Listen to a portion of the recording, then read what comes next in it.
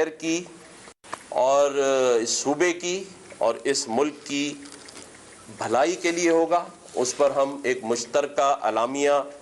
ایسا جاری کریں گے جس میں تمام ہی اسٹیک ہولڈرز اس بات پر متفق ہوں گے کہ ہم اس شہر کی معیشت کا شہر کہلانے والے شہر، روشنیوں کے شہر کی دوبارہ سے کیسے بحالی کر سکتے ہیں۔ یہ شہر مجرموں کا شہر بنتا جا رہا ہے، اس کو ہم کیسے ٹھیک کر سکتے ہیں۔ تو شکریہ ادا کرتا ہوں آفاق بھائی کا کہ ایک بیٹھک میں سب بیٹھیں گے ایک ساتھ، جس میں تمام لوگ ہوں گے، جس میں خالد مقبول صدیقی بھائی بھی ہوں گے، مصطفیٰ کمال بھائی بھی ہوں گے، فاروق ستار بھائی بھی ہوں گے، آفاق بھائی بھی ہوں گے، اور وہ سارے لوگ جو اسٹیک ہولڈر ہیں اس پورے صوبے کے، اس شہر کراچی کے، وہ ساتھ بیٹھ کر ایک مشترکہ اعلامیہ جاری کریں گے۔ اس شعر کے ساتھ میں بات کو ختم کرتا ہوں اور پھر آفاق بھائی بات کر لیں کہ ایک عمر سے فریب سفر کھا رہے ہیں ہم، ایک عمر سے فریب سفر کھا رہے ہیں ہم، معلوم ہی نہیں کدھر جا رہے ہیں ہم۔ میں آفاق بھائی سے کہتا ہوں، شعر کے بعد آدمی کیا کہے بھائی، ہمیں بھی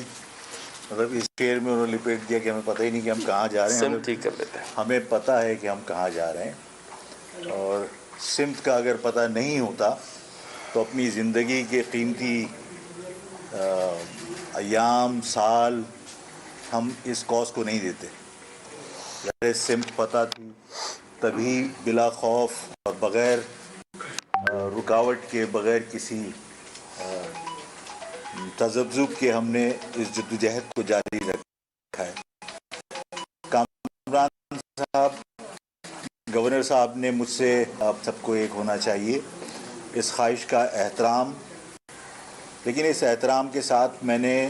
یہ گزارش کی کہ دیکھیے تمام پارٹیوں کے نظریات اپنے الگ ہوتے ہیں، اور ان تمام نظریات کے ساتھ کامن ایشوز پر بیٹھنا کوئی بری بات نہیں ہے، بیٹھا جا سکتا ہے۔ لیکن ظاہر ہے کہ میرا تعلق مہاجر قومی موومنٹ سے ہے، اور میرا بنیادی اختلاف جس زمانے میں خالد مقبول صاحب نے یا فاروق ستار صاحب نے یا اور رفقا نے جو ان کے ہیں، انہوں نے الطاف حسین سے علیحدگی اختیار نہیں کی تھی، اس سے پہلے میرا الطاف حسین صاحب سے اس مہاجر لفظ سے دستبردار ہونے پر اختلاف ہوا تھا۔ تو ظاہر ہے کہ میں اس معاملے میں کہیں کوئی لچک دکھانے کی ضرورت محسوس نہیں کرتا، اس لیے کہ میرے ساتھ یہ جو عوام کے جذبات اور خواہشات ہیں، میں ان کا ہمیشہ احترام کرتا ہوں۔ اور میں اس معاملے میں تو میں نے معذرت کی ہے، اور میں نے کل 2 دن پہلے بھی پریس کانفرنس میں وضاحت کر دی تھی، لیکن کامران صاحب کی اس بات سے میں 100% اتفاق کرتا ہوں کہ یہ شہر بہت بری طرح متاثر ہوا ہے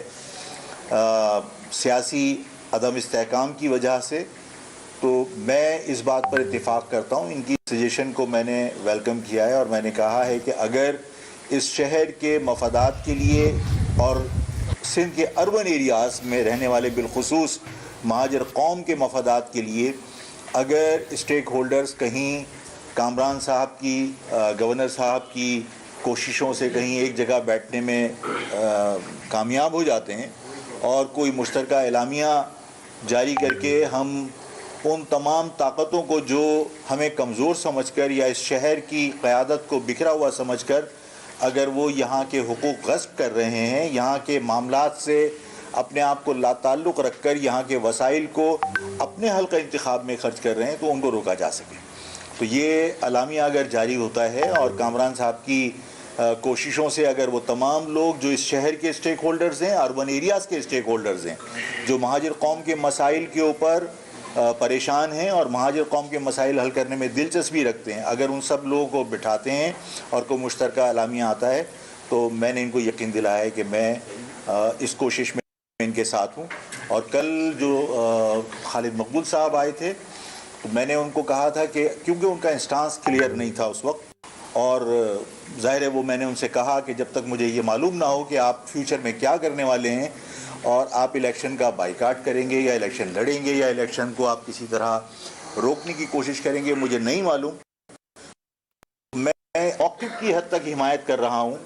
کہ ڈیلیمیٹیشن غلط ہے، اور ڈیلیمیٹیشن دوبارہ ہونی چاہیے. اس سلسلے میں 9 تاریخ کو جو آپ پروٹیسٹ کریں گے تو مہاجر قومی موومنٹ آپ کے اس پروٹیسٹ میں اس لیے شریک ہوگی کہ وہ آپ کی آواز سے آواز ملا کر اس آواز کو اپنی حد تک تقویت. آپ تمام صحافی حضرات کا، کیمرہ مین اور ٹیکنیشینز کا شکریہ. آپ لوگ